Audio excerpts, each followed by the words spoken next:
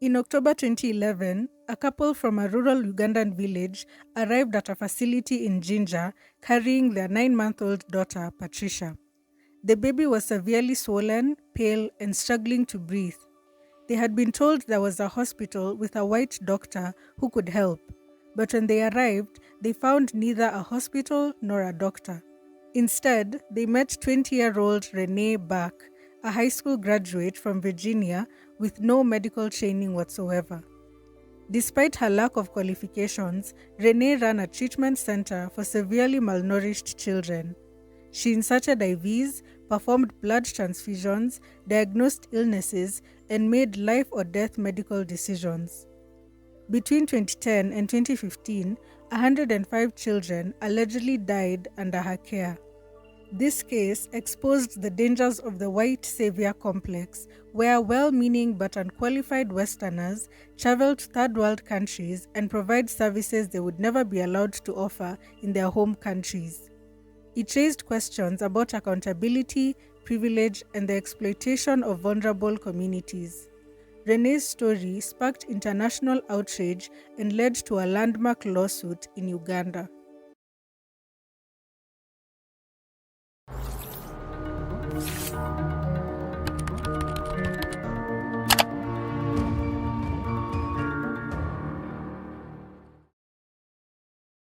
Renee Bach was born and raised in Bedford County, Virginia, in a deeply evangelical Christian family.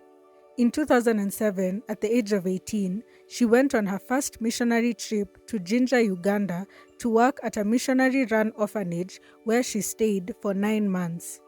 Jinja, a sprawling city on the shores of Lake Victoria, was surrounded by rural villages with considerable poverty.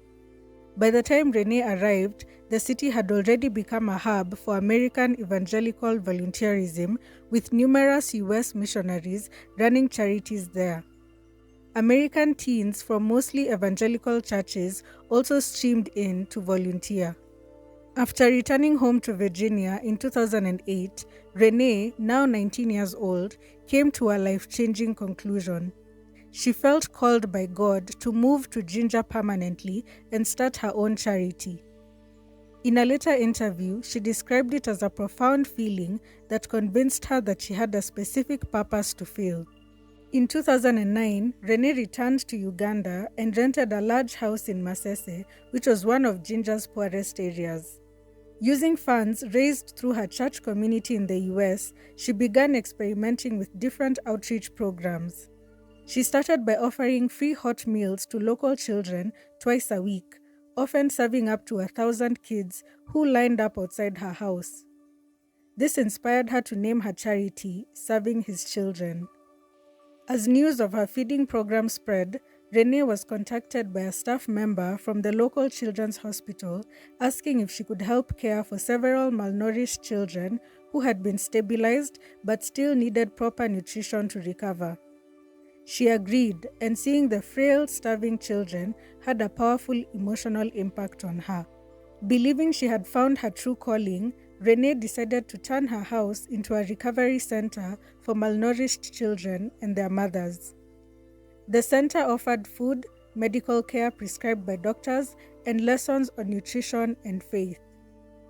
By early 2010, her nutrition center was fully operational, and in 2011, Serving His Children became an officially registered NGO in Uganda. By 2011, Renee had hired 3 Ugandan nurses to assist her during the day. She set up a small room she called the clinic, which she stocked with medical supplies like oxygen tanks, IV lines, and monitoring equipment. At the time, the center was caring for up to 12 children at once. But many of the children brought to her center were suffering from more than malnutrition. They had severe illnesses such as pneumonia, intestinal worms, tuberculosis, and advanced HIV. These were conditions that required professional medical attention. However, Renee's facility had no doctors and no official health license. Despite lacking medical training, Renee allegedly began performing procedures herself. She inserted IVs, conducted blood transfusions, diagnosed illnesses, tested for malaria, prescribed treatments, and made major medical decisions.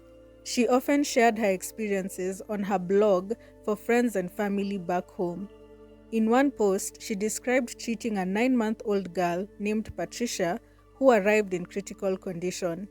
Renee wrote that she placed the baby on oxygen, started an IV, checked her blood sugar and hemoglobin levels, and diagnosed her with malaria and severe anemia. Believing Patricia urgently needed a blood transfusion, Renee and a volunteer began the procedure, prompting Renee to call for help. In the summer of 2011, newly certified nurse Jackie Kremlick from North Dakota arrived in Uganda to volunteer at serving his children. She initially admired Renee's dedication, but that feeling quickly changed once she witnessed what was happening at the center. On the day baby Patricia began reacting badly to a blood transfusion, Renee called Jackie for help. It became clear to Jackie that Renee, who had no medical qualifications, had been making medical decisions on her own with no qualified staff present. Jackie was deeply disturbed. She knew that procedures like blood transfusions could only legally be done by licensed medical professionals in both Uganda and the US. Patricia was eventually taken to a hospital and survived, but the incident left Jackie shaken. After just 4 months, Jackie resigned from her year-long volunteer program and wrote a letter of concern to the charity's board in the US. By that time, deaths among children at the center were allegedly happening almost every week. In February 2015, after learning that issues at Renee's center were still ongoing, Jackie reported the matter to Ugandan police. A month later, a district health officer inspected the facility and ordered for its closure. The inspection revealed that Renee's health license had expired and had only permitted her to run an outpatient clinic and not to treat severely ill children. Despite this, the officer found critically sick children who should have been in hospitals. Renee was later allowed to reopen the program in another district, but this time she would be working directly with a government health facility and without participating in medical care herself. On January 21, 2019, Ugandan lawyer and civil rights advocate Prima Kwagala filed a lawsuit against Renee in the High Court in Jinja. The case was brought through the Women's Pro Bono Initiative and represented 2 mothers whose children had died while under the care of serving his children. Court documents included entries from Renee's blog and photos showing her performing medical procedures on severely malnourished children. One mother, Zubeda Gimbo, said her son, who was suffering from malaria, anemia, a respiratory infection, and dehydration, died 3 days after being taken to Renee's center. The second mother, Annette Kakai, took her 1-year-old son with tuberculosis to the facility after being referred there. She claimed he was later discharged from a state hospital without treatment and died a few days later. She held the organization responsible for his death. The mothers stated that they believed Renee was a doctor. Renee denied any wrongdoing, insisting she never claimed to be a doctor and that all medical care was handled by trained professionals. She also suggested that the lawsuit stemmed from personal grudges held by former employees. The case drew widespread international media coverage, with outlets such as NPR, The Guardian, NBC News, ABC's Good Morning America, and several European and Australian networks reporting on it. By then, Renee had already returned to Virginia, saying that the intense publicity and backlash made it impossible for her to stay in Uganda. In July 2020, the lawsuit was settled out of court. The 2 mothers received about $9,500 each in compensation. However, Renee and serving his children did not admit any wrongdoing. Their attorney, Prima Kwagala, said the settlement was important for their families, but highlighted the double standards involved, noting that a young Ugandan woman running a similar operation in the US would likely have faced criminal prosecution. After the settlement, Renee officially dissolved serving his children and stated that she would no longer be involved in medical work in Uganda. After the first lawsuit, The Ugandan Medical and Dental Practitioners Council carried out its own investigation. The council said it found no clear evidence that large numbers of children had died because of serving his children or that Renee personally treated patients. The report also noted that many locals and health workers valued her efforts. However, in January 2021, four more Ugandan families sued serving his children for the deaths of three children. The advocacy group No White Saviors raised $16,000 to pay legal fees for the families. In September 2023, HBO released Savior Complex, a three-part documentary examining Renee Bach and her organization serving his children. It included interviews with Renee, her mother, former volunteer Jackie Kremlik, Ugandan health workers, and local residents.